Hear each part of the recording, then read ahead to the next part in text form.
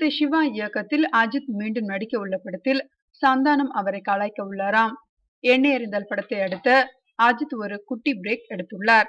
இதனை அடுத்து அவர் சிறுத்தை சிவா இயக்கத்தில் மீண்டும் நடிக்க உள்ளார். இந்த படத்திற்கு சிவா அச்சமில்லை என்ற தலைப்பை தேர்வு செய்ததாக கூறப்படும் போதிலும் தல 56 என்று தற்காலிக பெயராக அறிவிக்கப்படுகிறது. வீரம் படத்தை போன்றே தல 56 படத்திலும் சந்தானம் நடிக்க உள்ளாராம். வீரம் படத்தில் சந்தானத்தின் கதாபாத்திரத்திற்கு அவ்வளவு முக்கியத்துவம் இல்லை. தல 56 படத்தில் சந்தானத்திற்கு வெயிட்டான கதாபாத்திரமாம். படம் முழுக்க அவர் அஜித்துடன் வருவாராம்.